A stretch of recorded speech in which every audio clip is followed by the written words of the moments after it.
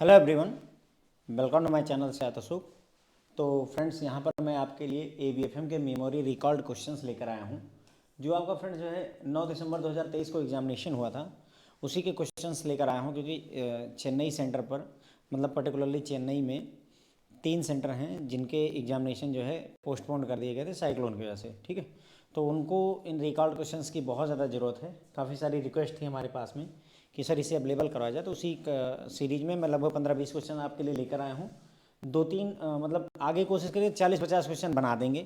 ये पूरे actual question नहीं है फ्रेंड, जो है मतलब एग्ज़ाम में जो पूछा गया है, जैसा डेटा आप आता है उसी हिसाब से थोड़ा प्रोसेस करके क्वेश्चन डिजाइन किया जाता है। एकदम एक्चुअल क्वेश्चन नहीं है। ओके, लगभग 70% 60% एक्यूरेसी है और बाकी जो है 40% हम अपनी तरफ से ऐड किए हुए हैं। पूरे क्वेश्चन एग्जैक्ट वही नहीं है। ओके, लेकिन तब भी कोशिश ये रहती है कि लगभग लगभग आपको एक फील दे दिया जाए कि आईआईबीएफ किस लेवल पर सोच रहा है और क्या होना चाहिए। ओके, ये हमारा चैनल वगैरह है फ्रेंड्स। यूट्यूब पर हम अवेलेबल हैं, आईफोन ऐप स्टोर पर भी, गूगल प्ले पर भी हमारा जो है ऐप अवेलेबल है। अगर आप चाहें तो सेबी विद अशोक ऐप को डाउनलोड कर सकते हैं फ्रेंड्स। ओके, आगे बढ़ते हैं। शेयर और लाइक वगैरह अगर आप करना चाहें तो प्लीज़ कर दीजिए। शेयर और लाइक करते हैं, अच्छा लगता है, एफर्ट लगता है कि हाँ मेहनत की है और मेहनत का फ़ायदा हुआ है। ओके, तो यहाँ पर पहला क्वेश्चन आपके सामने है। देखिए, पूछ रहा है, ये थोड़ा डार्क कलर लेते हैं। ठीक है, पहला question, which of the under noted organisation has been found by government of India to support development of startup. तो स्टार्टअप के डेवलपमेंट को सपोर्ट करने के लिए भारत सरकार ने कौन सी संस्था को बनाया है? Ministry of MSME, department of foreign trade and new industries, department of trade and industry and department of promotion of industry and internal trade. ठीक है, तो स्टार्टअप को पूरा बैलेंस बनाने के लिए ये बनाया गया है फ्रेंड्स, जो है DPIIT। ठीक है, अगर आपने वीडियो लेक्चर देखे हों तो वहाँ पर ये शब्द जो है DPIIT की बात हो रही है, department of promotion of industry and internal trade. ठीक है, तो ये DPIIT जो है आपका रिस्पॉन्सिबल है किस चीज़ के लिए फ्रेंड्स? ये यही आपके रिस्पॉन्सिबल हैं आपकी तरक्की के लिए, मतलब ताकि जो है जो हमारा स्टार्टअप्स हैं उनको सपोर्ट दिया जा सके, उसके लिए है department of promotion of industry and internal trade DPIIT को इस्टेब्लिश किया गया है। क्वेश्चन नंबर 2 देखिए। क्वेश्चन नंबर 2 अगेन पूछा गया इन्होंने, क्या? Which of the following is not among the main element of total quality management approach. ठीक है, टोटल क्वालिटी मैनेजमेंट अप्रोच का इनमें से कौन सा मेन एलिमेंट नहीं है? ज़्यादातर ये यही करते हैं कि इनमें से कौन सा नहीं है। तो एम्प्लॉय इन्वॉल्वमेंट, प्रॉफिटेबिलिटी, स्टैंडर्डाइजेशन और कंटिन्यूस मॉनिटरिंग। तो देखिए, टोटल क्वालिटी कंट्रोल के लिए एम्प्लॉय का इन्वॉल्व होना जरूरी है, स्टैंडर्ड सेट करना जरूरी है, कंटिन्यूस मॉनिटरिंग जरूरी है। प्रॉफिट का क्वालिटी से कोई लेना देना नहीं है। ठीक है, तो प्रॉफिटेबिलिटी जो है आपकी क्वालिटी से कोई लेना देना नहीं रखती है। ठीक है, ये देखिए, प्रॉफिटेबिलिटी नहीं है। 4 main element total control quality control के, एम्प्लॉय इन्वॉल्वमेंट होता है, कस्टमर फोकस होता है, स्टैंडर्डाइजेशन होता है और कंटिन्यूस मॉनिटरिंग होती है। तो जहाँ प्रॉफिटेबिलिटी लिखा है वहाँ पर एक्चुअल में कस्टमर फोकस होना चाहिए था। क्या होना चाहिए था फ्रेंड्स? कस्टमर फोकस होना चाहिए था। ठीक है, अब बात करते हैं थर्ड क्वेश्चन की। क्वेश्चन नंबर 3 देखिए, which are the following statement regarding Douglas McGregor's X and Y theory is correct. तो डगलस मैकग्रेगर की एक्स और वाई थ्योरी के लिए कौन सा सही है? Which are the following is correct पूछ रहा है फ्रेंड। देखिए, ध्यान दीजिएगा इसमें। पहला, theory X populate that human love to work and no need to coercing them to achieving the organisation गोल। तो देखिए, थ्योरी एक्स कहती है कि आदमी लापरवाह होता है, काम नहीं करना चाहता है, लेजी होता है। ठीक है, और थ्योरी वाई कहती है कि नहीं, आदमी जो है लव टू वर्क होता है। तो यही उल्टा हो गया। थ्योरी एक्स जो है ये थ्योरी एक्स नहीं है, ह्यूमन लव टू वर्क जो है एक्चुअली थ्योरी वाई है। तो ये गलत हो गया। थ्योरी वाई स्टेट की human do not work without close supervision, ये थ्योरी वाई नहीं है, ये थ्योरी एक्स है एक्चुअल में। तो ये भी गलत हो गया एक हिसाब से। उसके बाद में all of the above statement are correct, इसके चांस ही नहीं बनते। अगर ये गलत है, ये गलत है, तो ये भी नहीं होगा। बचा कौन सा? ये वाला, theory X assume that average human being is self centred and indifferent to organisational need. Okay, तो मान लो मैं ये बोलता हूँ कि हो सकता है आपको ये आंसर ना पता हो। मान लेते हैं एग्जाम में कि मुझे नहीं पता है कि थ्योरी एक्स ऐसा कहती है कि नहीं कहती, पर मुझे ये पता है कि थ्योरी एक्स में मुझे पता है कि आदमी लेजी होता है, नहाना भी नहीं चाहता है संडे के दिन, वर्कर जो है संडे के दिन स्नान भी नहीं चाहता। तो ये थ्योरी एक्स पॉपुलेट मतलब बोलती है। मैंने मेरे ख्याल से बुलेट पॉइंट से कहीं कवर करके दिया था आप इस बात आपको, इस बात को को, ठीक है। उसके बाद में थ्योरी वाई कहती है कि नहीं, आदमी को काम करना बहुत पसंद है। तो अगर थ्योरी एक्स गलत हो गई, थ्योरी वाई गलत हो गई, तो तीसरा ऑप्शन ये वाला भी गलत ही हो गया, अगर है ना, ऑल ऑफ द अबव तो होगा ही नहीं। तो इसका मतलब यही बचा हमारा। मान लो तुम्हें नहीं भी आता तो एलिमिनेशन कैसे काम करता है मैं ये बता रहा हूँ, ओके। एलिमिनेशन ऐसे ही यूज किया सकता है। अब से कई जगहों पर नहीं भी काम आएगा, ऐसा जरूरी नहीं हर क्वेश्चन में ऐसा साथ मिल ही जाए। Theory X assume that average human being is self centre and indifferent to organisational need. देखिए, आदमी जो है लापरवाह होता है, यानी कि थ्योरी एक्स क्या कहती है कि आदमी लापरवाह होता है, काम नहीं करना चाहता तब जब तक उसके ऊपर सुपरविजन ना करो, उसके ऊपर बैठे ना रहो, ठीक है। तो वही बोला है कि जो थ्योरी एक्स कहती है कि आदमी सेल्फ सेंटर होता है, खुद पे जो है सेल्फ सेंटर होता है, उसको ऑर्गेनाइजेशन से मतलब है नहीं है, मेरा काम है, मैं जो दिया गया वो करूँगा, सैलरी लूँगा, निकलूँगा। ऑर्गेनाइजेशन रहती है नहीं रहती है वो ऑर्गेनाइजेशन की जिम्मेदारी, मेरी जिम्मेदारी नहीं है, ये थ्योरी एक्स कहती है, ओके। उसके बाद में क्वेश्चन नंबर 4 देखिए, ये पहले भी आया हुआ क्वेश्चन है, मैंने शेयर किया हुआ था आपको कि जो है स्पैक में स्टेक होल्डर कौन कौन से हैं। तो स्पैक के स्टेक होल्डर फ्रेंड्स 3 होते हैं, इन्वेस्टर्स होते हैं, टारगेट फर्म होती है, और जो है एक और होते हैं स्पॉन्सर।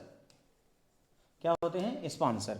3 होते हैं। एक स्पॉन्सर होते हैं जो कि स्पैक को बनाते हैं, स्पैक का डिजाइन करते हैं, 20% कैपिटल के साथ में ये लोग डिजाइन करते हैं, स्पैक हो गया। इन्वेस्टर्स जो स्पैक में आईपीओ वगैरह खरीदते हैं और जो है पैसा इन्वेस्ट करते हैं। और टारगेट क्या होता है? टारगेट वो कंपनी होती है जिसको इन्हें एक्वायर करना होता है। तो बस इन्वेस्टर हमारा सही है, टारगेट हमारा सही है, ना तो हमें वेंडर से कोई लेना, लेंडर से कोई लेना देना, ना कंपनी से कोई लेना देना। तो हमारे जो है 1 और 3, ठीक है, जहाँ पर भी हो 1 और 3 इज करेक्ट, ठीक है।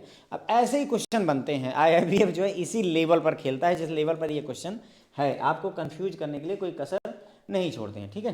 तो पहला और तीसरा सही है। स्पैक के जो स्टेक होल्डर्स हैं फ्रेंड्स, वो आपका टारगेट हो गया, स्पॉन्सर हो गया और इन्वेस्टर हो गया। मैंने आपको बता दिया, टारगेट हो गया जो टारगेट कंपनी है, स्पॉन्सर आपके होते हैं जो स्पैक को बनाते हैं, और जो इन्वेस्टर्स होते हैं वो उसको स्पैक के थ्रू इन्वेस्टमेंट करते हैं। फिर आगे बढ़ते हैं, मैस्लो की हायरार्की ऑफ नीड से भी क्वेश्चन था। ज़्यादातर इस वाले पेपर में फ्रेंड्स जो है पेपर थोड़ा सा सरल भी था, और जो बुलेट पॉइंट्स मैंने बनाए तो एकदम बुलेट ही निकल गए थे, इसमें बहुत अच्छे मार्क्स आए हैं। अभी तक का जो स्कोर है फ्रेंड्स वो 78 का है, लेकिन मेरे पास जो मार्कशीट डाउनलोड किया आई है उसका स्क्रीनशॉट अगर मैं देखूं तो 75 का भी है, 76 का भी है, 77 मार्क्स के भी हैं। मार्कशीट मेरे पास में है, अभी थोड़ी देर में या जो है 1-2 दिन में मैं अपलोड कर दूंगा आपको मार्कशीट दिखाने के लिए, आप भी देख लीजिएगा, ठीक है। तो यहाँ देखिए, मैस्लो की हायरार्की ऑफ नीड में पूछा which of the following category of need is at the beginning of the arrangement.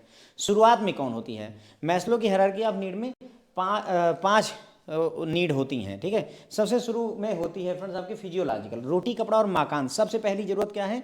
खाने की जरूरत है, मेरी रोटी कपड़ा और मकान की फिजियोलॉजिकल नीड होती है। फिर आपकी दूसरे नंबर पर सोशल नीड। अब आप जो है पहले हाँ सोशल नीड पूरी करते हैं। उसके बाद में लव एंड बिलोंगिंग की होती है, ये देखिए फिजियोलॉजिकल नीड होती है सबसे पहले, ये मैं फोटो लेकर आया हूँ आपके लिए, ठीक है। हाँ, सेफ्टी होती है, सॉरी सोशल नीड नहीं होती है। देखिए सबसे पहले फिजियोलॉजिकल नीड होती है, यानी हम रोटी कपड़ा और मकान चाहते हैं। उसके बाद दूसरी नीड फ्रेंड्स हमारी सेफ्टी की होती है, हम जहाँ रहते हैं वहाँ हमें सुरक्षा चाहिए, हम सेफ रहें। तीसरे नंबर पर ये सोशल नीड भी कहते हैं, लव एंड बिलोंगिंग भी कह दिया जाता है, या कई जगहों पर सोशल नीड भी इसको नाम दिया गया है। सेल्फ इस्टीम आ जाता है चौथे पर, और सबसे ज़्यादा लास्ट में आता है सेल्फ एक्चुअलाइजेशन नीड होती है, ठीक है। तो ये इसी क्रम में है। तो इन्होंने पूछा था कि सबसे पहली बेसिक नीड जो होती है इन द बिगनिंग कौन से आती है? बिगनिंग ऑफ दिस अरेंजमेंट में सबसे पहली नीड आपकी फिजियोलॉजिकल नीड आती है। ये चीज़ आपने जो है ABM में पढ़ी है, बराबर है, ABFM में भी पढ़ी है, इवन HRM की जो पेपर था उसमें भी मैस्लो और मैग्रेगर जो अभी हमने XY थ्योरी पढ़ी वो सब पूछी गई थी, ओके। चलिए आगे बढ़ते हैं। अगला क्वेश्चन है, the primary legislation that govern the process of merger and acquisition in India. Merger और एक्विजिशन को मैनेज करने के लिए कौन सा लॉ है? प्राइमरी लॉ कौन से हैं? तो फ्रेंड देखिए, प्राइमरली जो है कंपटीशन एक्ट, कंपनीज एक्ट और इनकम टैक्स एक्ट, ठीक है। दूसरा है सेबी, बैंकिंग रेगुलेशन, RBI। देखो RBI और इसका बहुत ज़्यादा वहाँ रोल नहीं आएगा। सेबी, फैक्ट्रीज और सरफेसी यहाँ नहीं आएगा, देखिए अगर ध्यान दीजिए। Industrial undertaking, labour act, companies act, ठीक है। तो ये इतने हैं। देखिए सरफेसी नहीं आएगा तो ये ऑप्शन हम एलिमिनेट कर सकते हैं कि सरफेसी का कोई लॉजिक नहीं है, कहाँ पे? मर्जर और एक्विजिशन में, ठीक है। दूसरा बैंकिंग रेगुलेशन एक्ट और RBI एक्ट, सेबी एक्ट, थोड़ा लगता है कि नहीं, हाँ हो सकता है इनकी जरूरत पड़े। अब confusion, industrial undertaking, labour act और कंपनीज एक्ट। अब आपको लग रहा होगा कि हाँ ये चीज़ है, लेकिन थोड़ा अगर लॉजिक लड़ाओ मेरी बातों से देखो मर्जर और एक्विजिशन हो रहा है तो वहाँ कंपटीशन जो है बहुत ज़रूरी है। देखो इंडिया में कंपटीशन कमीशन ऑफ इंडिया बना हुआ है, CIC, ठीक है, कंपटीशन कमीशन ऑफ इंडिया है ना। हाँ हाँ, कंपटीशन कमीशन ऑफ इंडिया है और एक सेंट्रल विजिलेंस कमीशन भी है। कंपटीशन कमीशन ऑफ इंडिया का काम क्या है कि किसी भी क्षेत्र में कंपटीशन बना रहे, जैसे यानी मोनोपॉली ना एस्टेब्लिश हो। मोनोपॉली मतलब एकाधिकार किसी का ना होने पाए। सोचो आपके देश में सिर्फ रिलायंस जियो की ही सिम अगर बिके तो क्या होगा। अब अगर सिर्फ जियो की सिम बिकेगी तो चाहे 2,000 रुपये महीने का रिचार्ज हो, आपके पास कोई विकल्प ही नहीं है। ओके, तो इसीलिए कंपटीशन एक्ट बहुत ज़रूरी हो जाता है। और ख़ास करके मर्जर एक्विजिशन जब हो रहा है, देखो वोडाफोन मर्जर छोटे लेवल के तो होंगे नहीं जल्दी से, वोडाफोन और आइडिया का मर्जर हो रहा है, अब ऐसे में कंपटीशन जरूरी है, हमें ये देखना होगा। तो इस लॉजिक से अगर थोड़ा जाएं, बहुत ज़रूरी नहीं थे कि आप आंसर कर पाते, मैं ये दावे के साथ कह सकता हूँ, लेकिन थोड़ा बहुत देखें तो इनकम टैक्स एक्ट जरूरी है, कंपनीज एक्ट जरूरी है और आपका कंपटीशन एक्ट जरूरी है। ठीक है, इनकम टैक्स एक्ट ये आपको कहाँ से मिलेगा? इनकम टैक्स एक्ट अगर आप जो है मर्जर एक्विजिशन वाला चैप्टर पढ़ेंगे तो वहाँ पर आप देखेंगे कि इनकम टैक्स के सर्टेन फ़ायदे होते हैं मर्जर एक्विजिशन करने से। ओके, तो इसलिए इनकम टैक्स भी कर सकते हैं, बट भाई वहाँ पर आंसर कर पाना जरूरी नहीं कि आप आंसर कर पाते, बड़ी क्लियर सी बात है, मैं ये कहूँगा इस बात को। ठीक है, तो हो सकता है ये कुछ क्वेश्चन ऐसे होते हैं फ्रेंड्स जिनको हमें छोड़ ही देना चाहिए। अब देखिए, which of the following are the basic element of strategic management. Strategic management के कौन कौन से एलिमेंट हैं?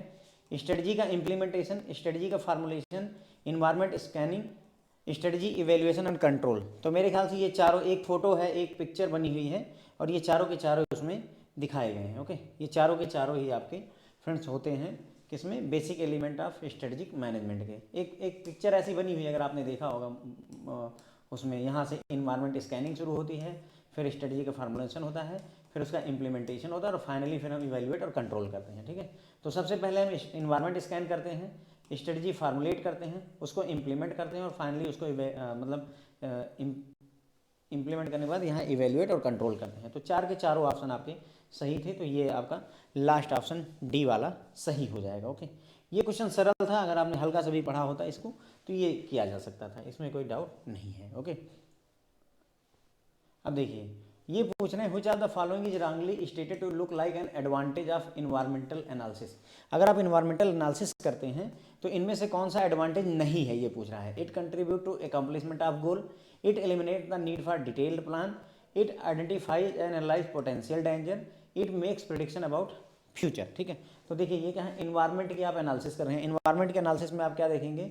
फ्यूचर के बारे में प्रोटेक्शन होगा, उसके बाद में पोटेंशियल डेंजर के बारे में ये आपको बताएगा, उसके बाद में गोल को एकम्प्लिश करने में भी कंट्रीब्यूशन करेगा, लेकिन ये जो है डिटेल्ड प्लान बनाने से एलिमिनेट नहीं करता है, तो ये इसका डिसएडवांटेज है एक तरीके से। ठीक है, आपको डिटेल में प्लान बनाना पड़ेगा, तो इन्वायरमेंटल एनालिसिस करके आप डिटेल में प्लान बनाने से बच नहीं सकते, तो इसे रॉन्गली एडवांटेज के तौर पर ये लिखा गया है। एडवांटेज नहीं है ये एडवांटेज नहीं है। ओके, आपको डिटेल में प्लान बनाना ही पड़ेगा, so this is not an advantage. ठीक है, उसके बाद में आगे बढ़ते हैं। रिलेटिव वैल्यूएशन में कौन कौन से मल्टीपल जर्नली यूज होते हैं?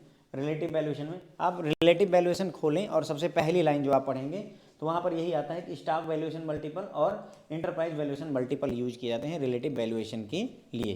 किसके लिए? कौन कौन से मल्टीपल यूज किए जाते हैं रिलेटिव वैल्यूएशन के लिए? स्टॉक वैल्यूएशन मल्टीपल और इंटरप्राइज वैल्यूएशन मल्टीपल को ही यूज किया जाता है स्टॉक वैल्यूएशन के, आपका रिलेटिव वैल्यूएशन के लिए स्टॉक वैल्यूएशन मल्टीपल और एंटरप्राइज के।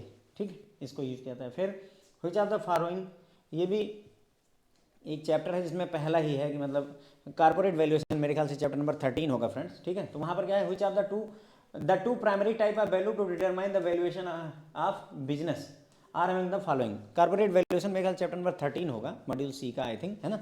उसमें अगर आप देखोगे तो दो प्राइमरी जो है टाइप ऑफ वैल्यू बताई गई हैं, एक तो जो है आपकी मार्केट वैल्यू होती है और एक आपकी बुक वैल्यू होती है। ठीक है, कौन कौन सी? बुक वैल्यू और market value. Discounted cash flow कोई वैल्यू नहीं है, ये भी कोई वैल्यू नहीं है। फेयर मार्केट वैल्यू चलो ये तब भी हो सकता है, इनकम वैल्यू कोई वैल्यू नहीं है। बेसिकली ये दो हैं, बुक वैल्यू और मार्केट वैल्यू। ठीक है, मार्केट में क्या वैल्यू चल रही है और बुक में हमने क्या वैल्यू लिखी हुई, यही दो बेसिक वैल्यूज हो जाती हैं। उसके बाद में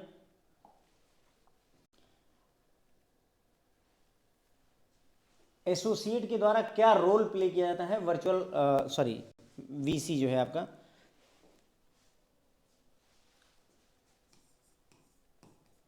वेंचर कैपिटल में जो आपके एसोसिएट होते हैं उनके द्वारा क्या रोल प्ले किया जाता है, ये सवाल है आपसे। Identify the role associate play in venture capital fund. Venture capital fund में एसोसिएट का क्या रोल रहता है, क्या भूमिका रहती है।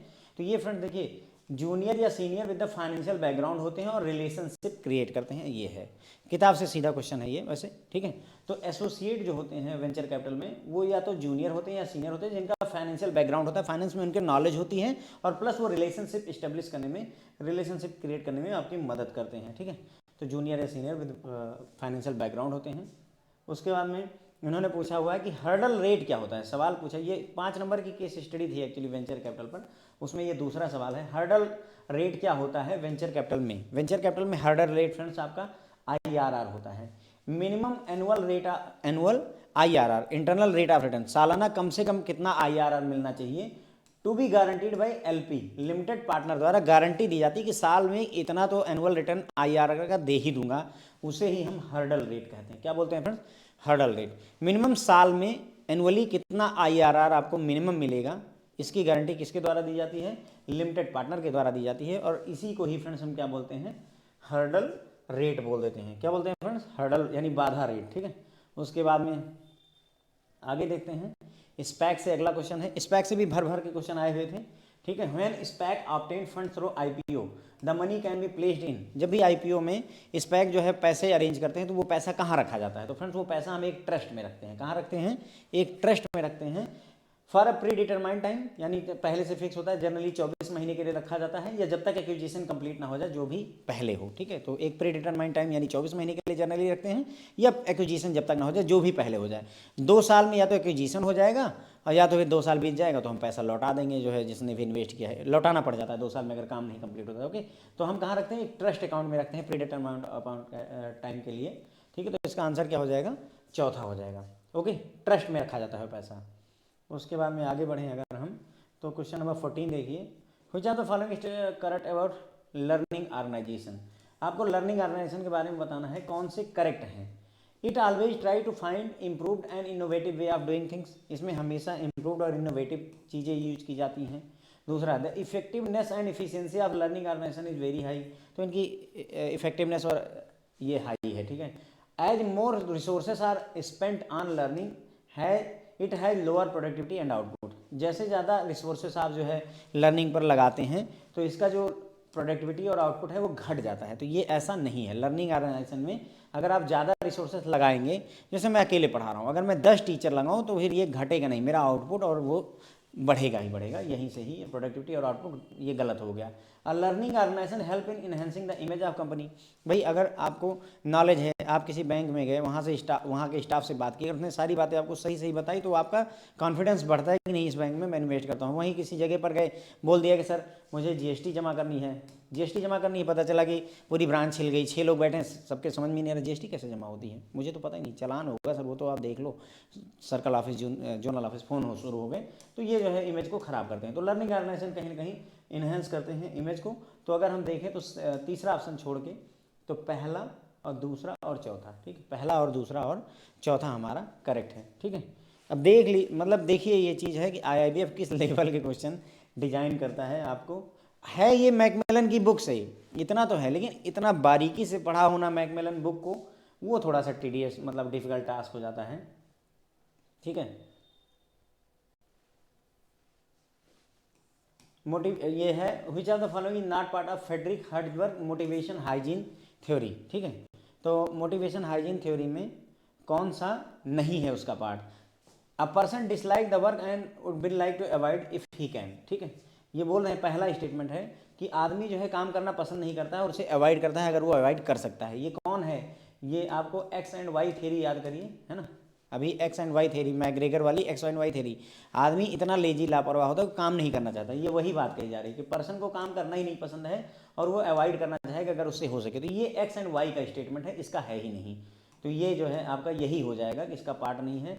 Factor that motivate people can change over their life time, जो चीज़ें मोटिवेट करती हैं आपको काम करने के लिए वो समय के साथ बदलती जाती हैं। कभी एक समय रहा होगा कि पैसा इंपॉर्टेंट रहा होगा, फिर एक बार जब पैसा हो गया तो कोई और चीज़ अब आपको मोटिवेट करती है, पैसा नहीं मोटिवेट करता। सोचो जिसका 4000 करोड़ रुपए हैं, उसको पैसा क्या मोटिवेट करेगा भाई, 2000 करोड़ और बढ़ जाएंगे, क्या फ़र्क पड़ता है। लेकिन कोई और चीज़ होगी जो उसे मोटिवेट करती हो सकता है समाज सेवा उसे मोटिवेट करे, या जो भी फैक्टर्स हों। ओके, जैसे बोलते हैं ना कि अगर आपको ये मौका दिया जाए कि आपको बिल गेट्स को गिफ्ट करना है उनके बर्थडे, तो आप क्या गिफ्ट करोगे? दुनिया के सबसे अमीर आदमी को आप क्या गिफ्ट कर सकते हैं? सोचिए ना आप इस चीज़ को, है ना, क्या दोगे भाई? दुनिया की ऐसी कौन सी चीज़ है उसके पास नहीं है, तो आप क्या गिफ्ट कर सकते हैं? तो बोलते हैं बेस्ट चीज़ होती है कि उनको नॉलेज गिफ्ट किया जाए, यानी कोई बुक वगैरह गिफ्ट कर दिए, वही उनके लायक है। पैसे वैसे तो मुद्दा ही नहीं है। तो अब सोचिए बिल गेट्स को क्या मोटिवेट करता होगा? क्या पैसे मोटिवेट करेंगे? 1 लाख करोड़ मिल जाएंगे तो, क्योंकि जितनी इकोनॉमी हमारी है मेरे ख्याल से उससे ज़्यादा तो वो पता नहीं कहाँ रखे होंगे, तिजोरियों में रखे होंगे, हो सकता है चूहे काट रहे हों। पॉसिबल है, ठीक है। तो मोटिवेशन के फैक्टर समय के साथ बदलते जाते हैं। Certain factor at work place result in job satisfaction but in if absent lead to dissatisfaction. कुछ फैक्टर होते हैं जो वर्क प्लेस पर जॉब सेटिस्फैक्शन देते हैं, लेकिन अगर वो अब्सेंट हो जाते हैं तो वो डिससेटिस्फैक्शन को लीड करते हैं। ये भी सही है। Respect for me as a person is one of the top motivating factor at any stage of life. मेरे लिए लोगों के दिल में इज्जत रहे, रिस्पेक्ट रहे, ये हमेशा मोटिवेट करता रहता है। ये सही भी है, और ये फ्रेडरिक हर्ट्जबर्ग की मोटिवेशन हाइजीन थ्योरी है, या इसी को जो है 2 फैक्टर थ्योरी भी कहा जाता है। ओके फ्रेंड्स, आगे बढ़ते हैं। तो इसका आंसर आपने देख लिया ना, यही होगा कि जो है डिसलाइक करता है वर्क, ए वाला। उसके बाद में which are the following is advantage of informal organisation. कौन सा इनफॉर्मल ऑर्गेनाइजेशन का एडवांटेज है? पहला, ऑनेस्ट और करेक्ट रिस्पांस मिलता है। Informal organisation operations are more organised and run more efficiently. It take care of psychological and social need of employee. It result in effective and rapid communication. ठीक है, तो देखिए यहाँ पर क्या होता है कि जो ऑपरेशंस है ना वो बहुत इफिशिएंटली और ऑर्गेनाइज तरीके से नहीं चल पाती हैं, क्योंकि इनफॉर्मल ऑर्गेनाइजेशन है, फॉर्मल नहीं है। तो ऐसे में इनकी जो ऑपरेशंस है वो ऑर्गेनाइज्ड नहीं रहेंगी भाई। संस्था ही इनफॉर्मल है, फॉर्मल होती तो चीज़ें ऑर्गेनाइज्ड वे में होती। जब संस्था ही इनफॉर्मल है तो ये जो बात रखी गई है, ये जो लाइन लिखी गई है, ये फॉर्मल ऑर्गेनाइजेशन की खासियत है। किसकी खासियत है? अगर ये लिखा होता इन हटा दें तो इन formal organisation operations are more organised and more efficient. ठीक है, तो ये सही हो जाएगा। तो इसका मतलब ये गलत है, बाकी ये सारे एडवांटेज हैं। तो 1, 3 और 4 देख लीजिए, जहाँ पर भी हो 1, 3 और 4 आपका आंसर हो जाएगा। ये इन्होंने क्या किया हुआ है, 2 क्वेश्चन उठाए, मतलब ये पॉइंट और ये पॉइंट उठाया इन्होंने इनफॉर्मल ऑर्गेनाइजेशन से, और ये वाला पॉइंट फॉर्मल ऑर्गेनाइजेशन को उठा के यहाँ चिपकाया, और अब बोला कि अब आप बताओ इसके बारे में। ठीक है, उसके बाद में अगला सवाल है डायरेक्ट कंपैरिजन अप्रोच किस पर्पज़ के लिए यूज की जाती है? तो ये आसान क्वेश्चन है। डायरेक्ट कंपैरिजन अप्रोच हम सीधे जो है यूज करते हैं रियल इस्टेट बिजनेस के लिए। किसके लिए यूज करते हैं direct comparison approach? Real estate business के लिए। जैसे डायरेक्ट कंपैरिजन वही मेथड है ना जिसमें अगर हमको प्लॉट खरीदना है तो हम देखेंगे कि जो बगल वाला प्लॉट है वो कितने का बिका है, सिमिलर चीज़ें करते हैं ना, वही वाला है ये आपकी डायरेक्ट कंपैरिजन अप्रोच जो है। किसके लिए है? रियल इस्टेट बिजनेस के लिए होती है। ऑर्गेनाइजेशन चार्ट, ये क्वेश्चन पूछा गया था। चार्ट पर एक्चुअली जो है इन्होंने पूरा का पूरा 5 नंबर की केस स्टडी ही बना दी थी, चार्ट और मैनुअल्स के ऊपर में। ठीक है, तो देखिए ऑर्गेनाइजेशनल जो चार्ट होते हैं वो कितने तरीके के होते हैं? पूछते हैं कि 3 तरीके के होते हैं। कौन कौन से होते हैं? इनमें से कौन सा ऑर्गेनाइजेशनल चार्ट का तरीका नहीं है? वर्टिकल चार्ट होते हैं, हॉरिजॉन्टल चार्ट होते हैं, सर्कुलर चार्ट होते हैं। 3 तरीके के चार्ट मौजूद होते हैं, लेकिन पैरेलल चार्ट नहीं होता है। ठीक है, वर्टिकल चार्ट आप बनाओगे, हॉरिजॉन्टल चार्ट आप बनाओगे, सर्कुलर चार्ट आप बनाओगे, है ना। वर्टिकल ऐसा चार्ट हो जाएगा, हॉरिजॉन्टल ऐसा हो जाएगा, सर्कुलर ऐसा चार्ट हो जाएगा, लेकिन पैरेलल चार्ट जैसी कोई चीज़ नहीं होती है। ठीक है, तो पैरेलल चार्ट आपका आंसर नहीं है, बाकी सारे के सारे हैं। अब उसमें क्या है, देखो यहाँ पैरेलल चार्ट लिखा है, हो सकता है वहाँ कोई और ऑप्शन दे दें, उससे कोई फ़र्क नहीं पड़ता है। मतलब मुद्दा ये है कि हाँ 3 ये हैं, चौथा कुछ भी लिख दे वो। ठीक है, उसके बाद ये क्वेश्चन, अब भाई ये क्वेश्चन तो मतलब कहाँ से आप आंसर कर पाते हैं मुझे भी नहीं आइडिया है, मतलब अलग ही क्वेश्चन है, अलग ही लेवल है। सेबी का सर्कुलर है 10 मई 2021 का, जो कि BRSR यानी कि business responsibility and sustainability report के बारे में बात करता है। और इसके हिसाब से BSSR मैंडेटरी है किसके लिए? तो टॉप की 1000 जो लिस्टेड कंपनियां हैं उनके लिए मैंडेटरी था ये BRSR, business responsibility and sustainability, top की 1000 कंपनियों के लिए मैंडेटरी था।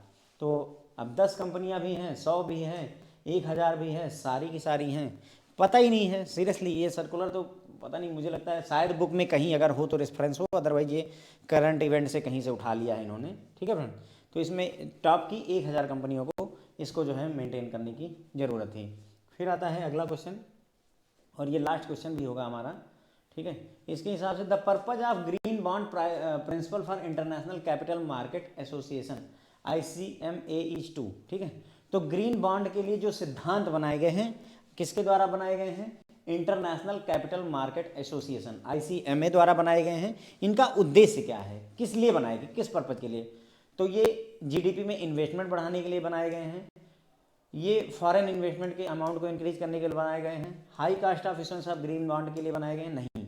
इनका उद्देश्य है, जो ये ग्रीन बॉन्ड के जो प्रिंसिपल या सिद्धांत बनाए गए हैं, उनका उद्देश्य है ट्रांसपेरेंसी और इंटीग्रिटी मार्केट में लाना। मार्केट में ट्रांसपेरेंसी आए, सारी चीज़ें साफ सुथरी सबके सामने मौजूद रहें, अच्छे से देखिए, उसके पर्पज़ से ही इसको लाया गया है। तो increase the transparency and integrity of the market के पर्पज़ से ही हम ये ग्रीन बॉन्ड के जो सिद्धांत हैं वो लाए गए हैं। किसके द्वारा? ICMA द्वारा। इसका फुल फॉर्म है इंटरनेशनल कैपिटल मार्केट एसोसिएशन के द्वारा। अब हो सकता है अगले साल जब एग्जाम हो तो ये पूछ लें कि जो ग्रीन बॉन्ड के लिए जो प्रिंसिपल बनाए जाते हैं वो कौन सी एजेंसी बनाती है? RBI बनाएगी, सेबी बनाएगी, फिम्डा बनाएगी, या फिर ये बनाएगी ICMA?